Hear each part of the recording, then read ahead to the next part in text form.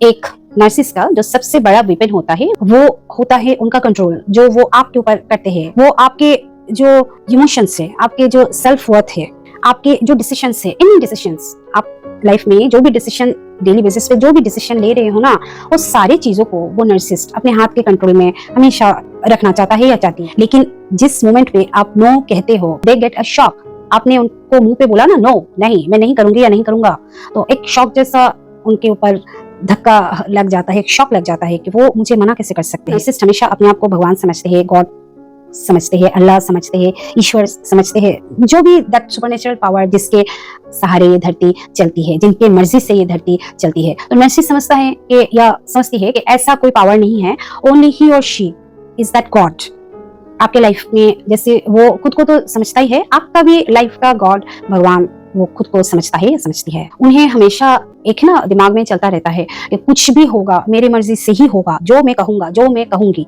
मेरे मर्जी से ही होगा। I am the god, like this is there. हर समय उनका है ना एक स्टैंडर्ड डायलॉग होता है वो, आई एम द गॉड, मैं भगवान हूँ और मेरी मर्जी से ही हर चीज चलेगा, जो मैं डिसाइड करूंगा, जो मैं डिसाइड करूंगी वही होगा। Like they always think themselves the god. पर जब आप कामली क्वाइटली उसको जब आप कहते हो नो, नहीं, ना, वो भी without creating any drama, without any fear, बिना डरे, बिना ड्रामा क्रिएट किए जब आप मुंह पे कहते हो नहीं, नो, तो वो पहली बार अपनी जो औकात है ना, उनको पता चलता है उनका औकात। क्योंकि आपका जो नो है ना, आपने जो उसको नो बोला है, इट्स लाइक ए थप्पड़ to their ego. Yes, it's like आपने उसको थप्पड़ मार दिया। कहाँ पे? गालों पे नहीं, उसके जो ईगो है उस पे एक चमाटा, एक लापड़, एक थप्पड़, जो भी है, उसको ऐसा फील होता है कि आपने उसको एक थप्पड़ मार दिया, एक चमाट मार दिया उसके ईगो पे। यस, नो बहुत ही पावरफुल वर्ड है, बहुत ही पावरफुल। छोटा सा वर्ड है पर फुल ऑफ पावर।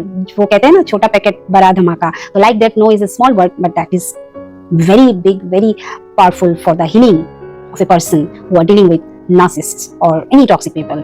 अब आपने नो बोला, नो बोलना शुरू किया। अब उस नो को बोल के आप अगर एक दिन बोल के फिर नेक्स्ट डे से यस यस शुरू हो जाएगा तो फिर नहीं चलेगा। ठीक है, आपको उस नो को बोल के, उस नो के ऊपर you have to stick on that no. आपको उस नो के ऊपर टिक के रहना पड़ेगा। हाँ, you have to stable on that no. और वो उसके ऊपर टिके रहना बहुत बड़ा पावर मूव होता है।